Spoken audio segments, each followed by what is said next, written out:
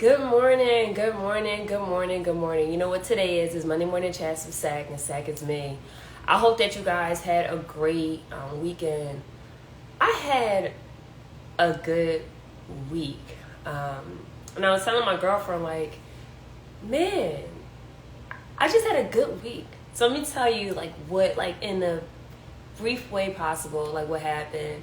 So last Wednesday, like, I always try to start my day off with just being positive, right? So I read a scripture, read an affirmation to just start my day. And last Wednesday, for some reason, I don't know what it was, I just woke up in just a really good mood. Like, past the last Tuesday and last Monday was good, but for Wednesday, I don't know why, but it was just, I woke up and I text one of my friends like, I'm really happy. I don't know why, but I'm really happy. And last week was good. Like, I got a chance to get so much work done. Special shout out to my writing group, writing group. We held each other accountable last week. We were writing from Monday to Friday. Whether we were writing or researching, it was just so helpful. And I just look forward to just getting my article finished. That is like my priority for July. And I even gave myself a deadline. So I'm really excited about that.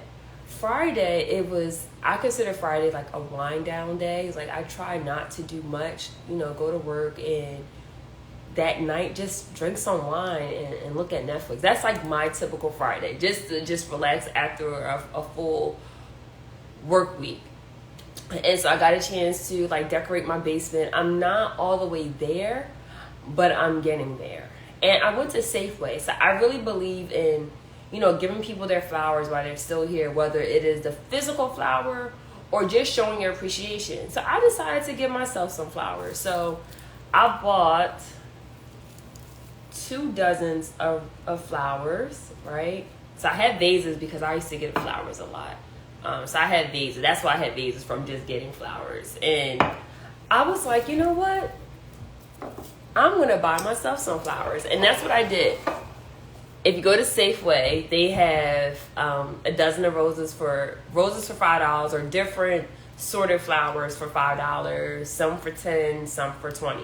So I paid $10 for 2 dozens of flowers, and I just mixed them, I cut them, and put them in vases.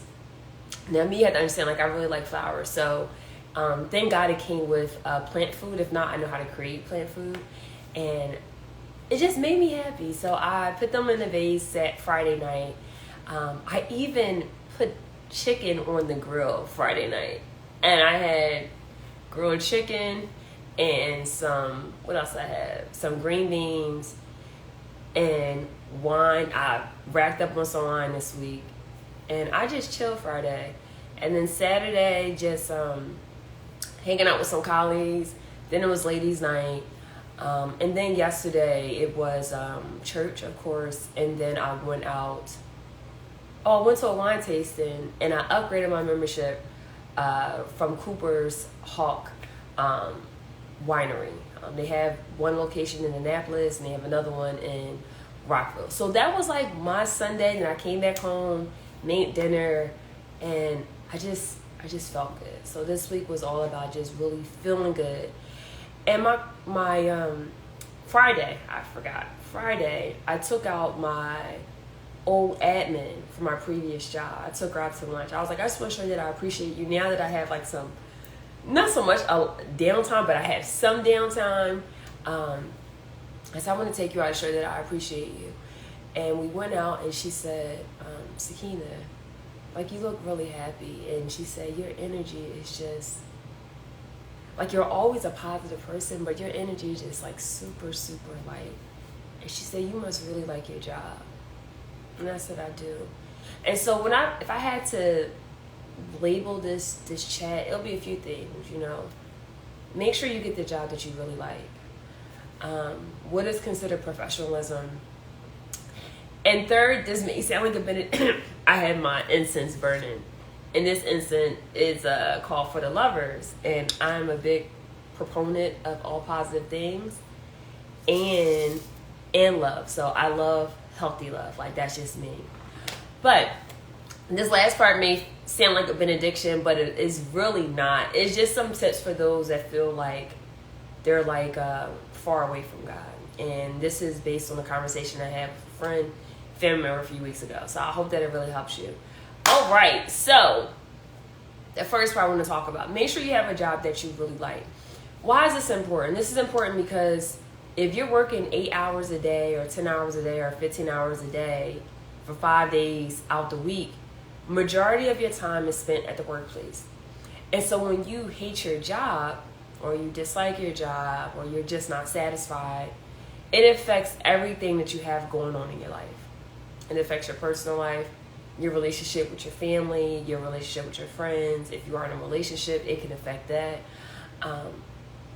And I've been there before. And so when you're at a job that you don't like, it's like everything can irritate you. Here's how you can tell you don't like your job. You're not excited about it. You're just like, I'm here because it pays the bills, and that's it.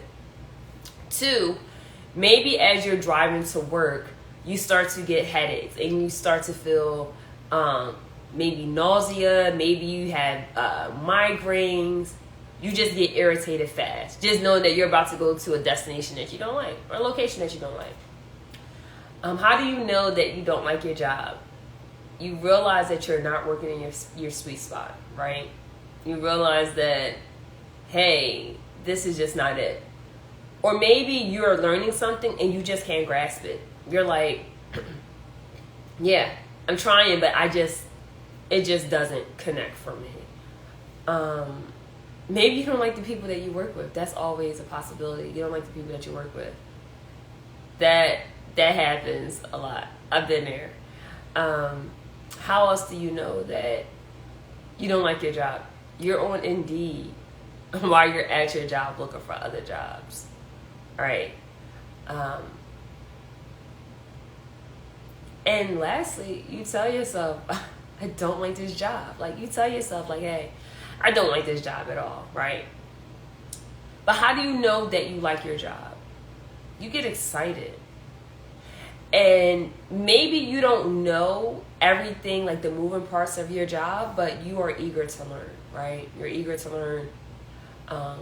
You look forward going to the office, or you look forward, maybe you're working from home, you look forward to logging into your laptop or desktop or whatever you're logging into to get some work done.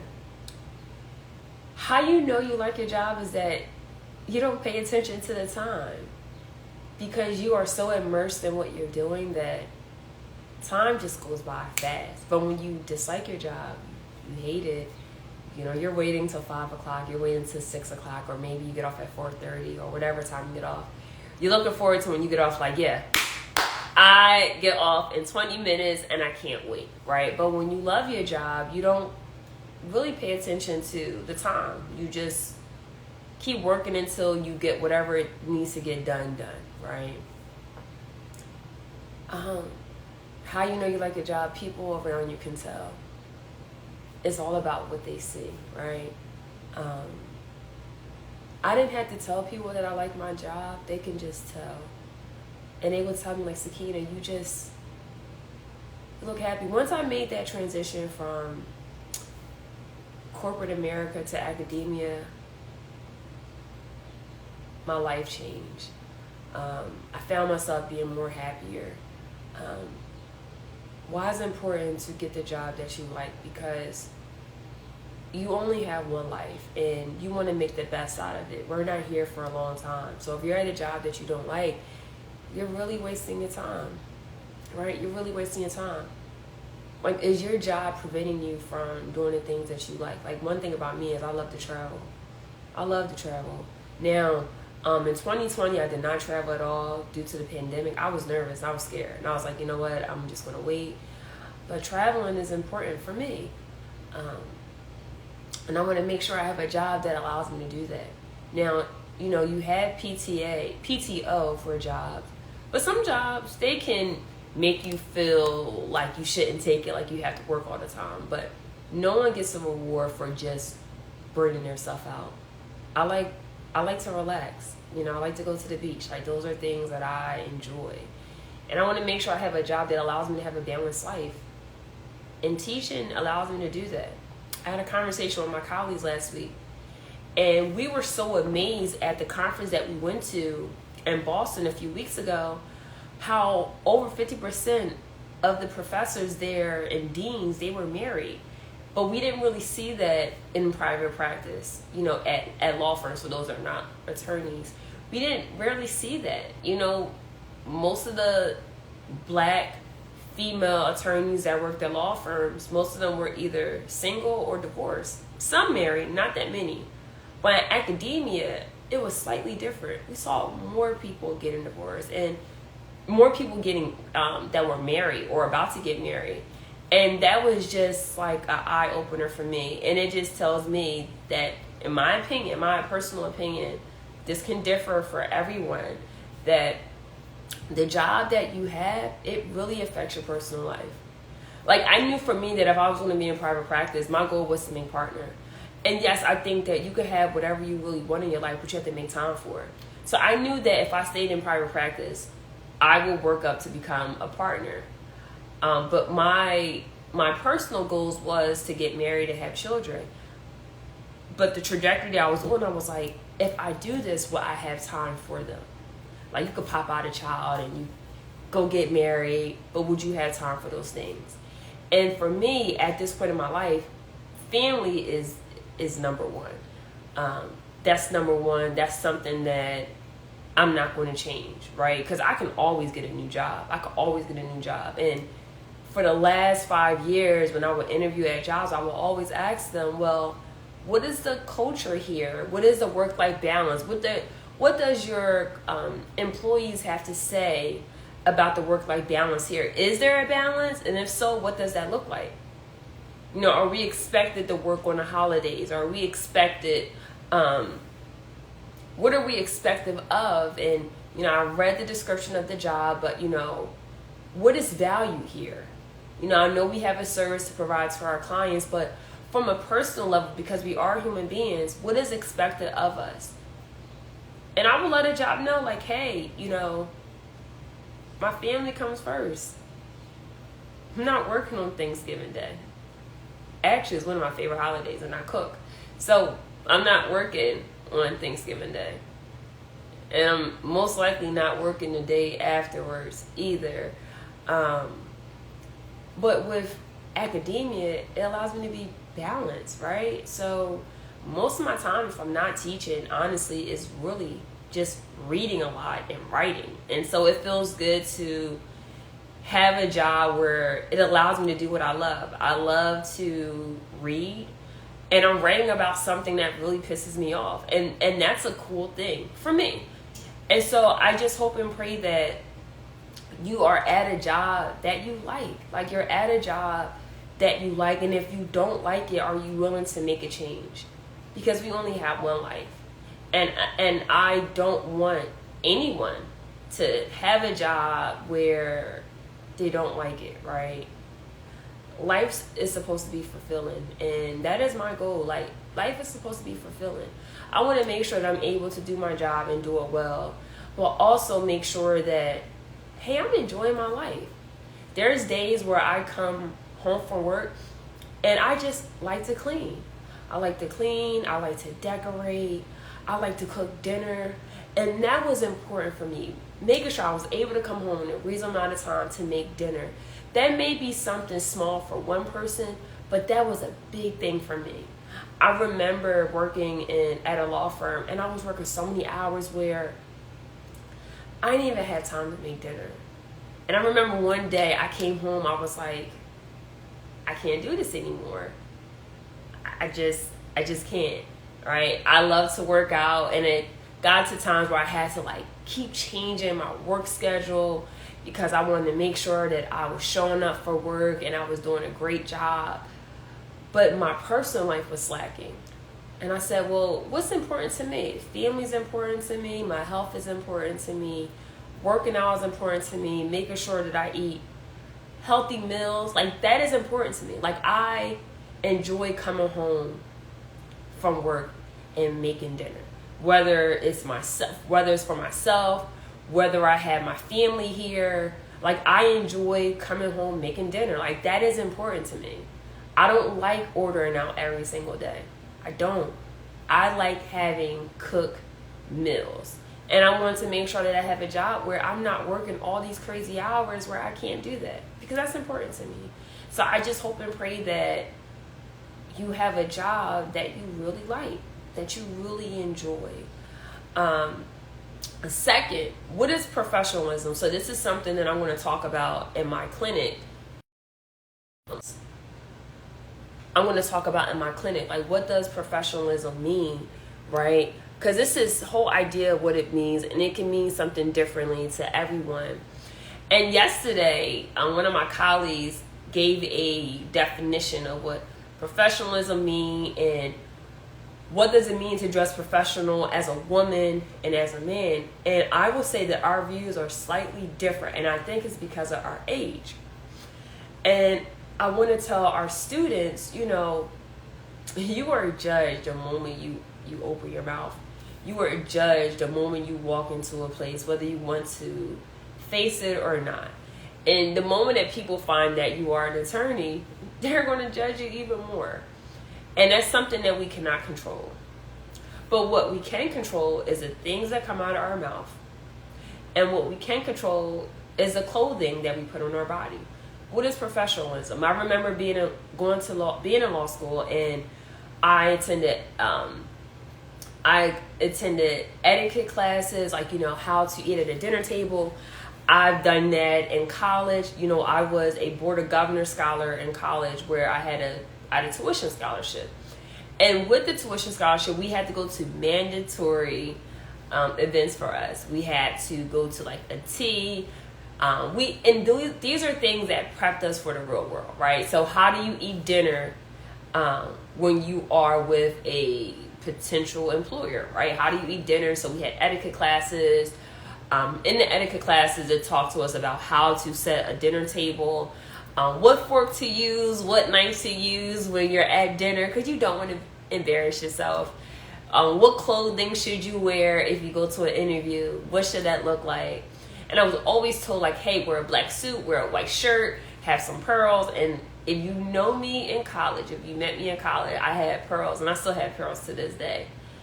But as I got older, I was like, well, what about me being me, right? So I love pearls, I do, but I hate just wearing just a black suit and just a white shirt. I'd rather wear a colored shirt. I'd rather wear like a light, maybe an orange color, a yellow, a light pink, and maybe a different color blazer, or maybe have a dress. Like, I like Calvin Klein. That's like pretty much most of the dresses I have in my wardrobe for work is Calvin Klein and like Banana Republic. Like, I like those Stores and Express. And I'm like, well, I can wear a dress with like a different color blazer. It doesn't necessarily have to be like black. It could be different colors. And so for me, I want to teach my students, like, there's different ways to dress professional. And I think that idea of professionalism, it has changed over the time. With the whole Crown Act that was implemented, some employers wouldn't hire someone because of their hairstyle, what they had. And I share my story with my colleagues where 7 years ago, when I interviewed for a law firm, it was majority white, one black person there that was admin. So I was coming in as the only black attorney and female attorney. And I had blonde streaks in my hair. And I was nervous that they would not hire me because of my hair. So I went to the hairdresser and got my hair dyed black, because I had this idea that I would be judged. And now I'm like, you know what? I want to just be me. And I see that more. And even in academia, I see those that come to interview. One young lady had purple hair, but she was phenomenal. Like, just smart, just an excellent scholar. In my school, a PWI wanted her. It was so many schools fighting over her. But the way she looked to me was professional. It just looked different. And so I want to teach my students about there's different ways to be professional. There's different facets of it. And I really want to touch on that. And then lastly, it's not a benediction, but this is something that I think it's important, and someone talked to me about it. So some of my friends, they call me Sister Tillman, and they know that I'm in church, and one thing I tell them is that I'm not perfect. I make mistakes, and I will continuously make mistakes. But my love for God will never change. And when my friends need like a picker-upper, or, hey, can you pray for me? Can you send me a scripture that reach out to me? I'm like, sure, why not? I got you, right? So one of my friends reached out to me, and I had this conversation with a family member about, what happens when you feel like you're far away from God, and you feel like all these things are happening, and maybe you're looking for a church home, you want to go to church. And I'm the type of person, because this happened to me, like if someone tells me like, hey, Sakina, I would really want to go to church, I just don't know what church to go to, I will offer to take them. And I will pick them up and take them to church and bring them back home. Because that was done to me. That's what I know. And I don't know anything different. And so I told my friend that, a lot of times when we go through things in life, we go through life, we can't predict what's going to happen to us, right? We can't just live this life and say, I just want only the good parts of life. The bad things will happen too. And I told my girlfriend that, hey, she was sharing with me about all the things she was going through. And I said, what, that's a part of life. And I'm so sorry that you're going through all of this. But I want you to look at this, because I'm very optimistic. Let's look at this from a positive aspect. And I said, well, sometimes we go through things in life and sometimes it's bad things, it's unbearable things, and we question why we're going through this. But I said, sometimes we go through these things because God wants to see if you trust Him. And it's those dark moments that we go through, because we all have dark moments, where that allows us to get closer to Him. Most times when we're happy and we're excited about life and excited about things that's going on, sometimes it could cause us to just like stray away, because we're like, hey, things are going great in our life. We don't need God as much. I'm going to reach out to Him when I feel like it. But when we go through these dark moments and we're isolated, we don't know who to talk to, we feel like we are by ourselves, a lot of times it's in those dark moments when you realize like, hey, I need Him the most. And I shared my testimony with one of my friends. I said, I realized that I needed God the most when I was in a dark place and I didn't have anything. But then throughout those moments, I did pray to Him, but it allowed me to get closer to Him. And here's why. I couldn't ask my family for help. There was no one else I could ask for help. It was only Him. And I prayed about it. But the darkness didn't get lighter within like seconds or minutes or days. It took some time. But what I've learned in that process is that whenever you're going through something, that's the way to God to test you, just to see if you trust Him and to see if you still have faith, knowing that He will get you out of it. Because dark days, dark times, they're temporary. They don't last forever. You will see brighter days. You will see light at the tunnel. But can you remain faithful in this dark space and still pray to Him to get you out? But knowing that it's going to be a process to get to those brighter days. But can you trust Him, right? And then when you get out of it, can you share your story to other people to say, hey, He got me out of this and He could get you out of this? So it's what you do in a dark time, where are you able to trust Him? Are you able to remain faithful in spite of everything that's happening around you? Are you able to remain faithful? And then when you get out of this dark place, are you able to say, you know what? I can share your story, but also I'm going to still remain faithful to you.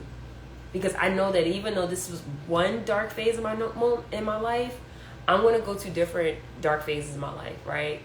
But I know that if you got me out of this, you can get me out of the next one that I may encounter. And so I'm just encouraging those that may feel like they are away from God and they don't know what direction to go to. Maybe you feel like your life is not going according to your plan.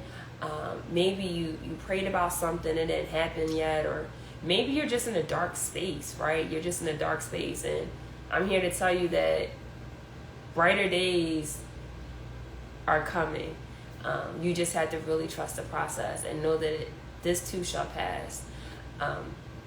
And then my church, if you do, for those, because this will be posted on YouTube, for those that do follow me on Instagram, that I did post on my story about my church, we have daily prayer. So you can dial in a number at certain times and get prayer. So that's my prayer to you, to just keep holding on. Don't let go, because your miracle is on the way. And it's sometimes that we go through these dark moments in our life, and we're able to see the beautiful things in life once we just hold on, right? Because good days will come. Bad days don't last forever. So if you're stuck in a space where you feel like you're not sure what's going on and you're not sure what to do, you feel lost, I just hope that you just don't let go, and that you continuously pray and you remain faithful to God. If you are a Christian, that it will get better. And when it does get better, continue to pray to Him and continue to talk to Him. And know when you do pray to Him, you don't have to have this certain type of language, this fluff language. Like, you could just have a conversation with Him. You could say, God, I just don't like X, Y, and Z, or hey, God, I want this to happen. Like, when would this happen for me? Like, you can have those conversations. Like, it doesn't have to be a certain way. Just talk to Him. That's all.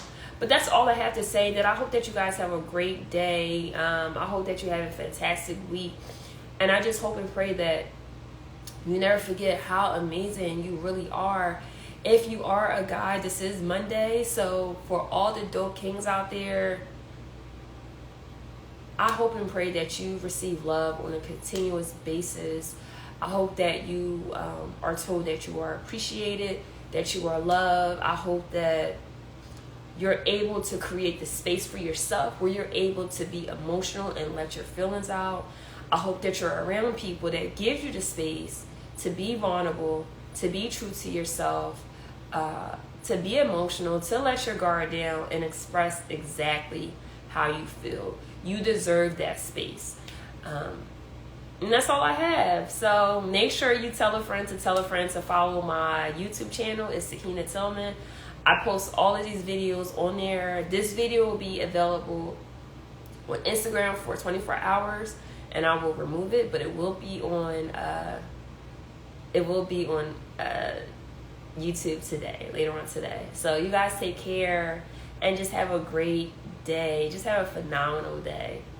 Don't forget to drink your water. I'm gonna drink mine too. Take care, guys.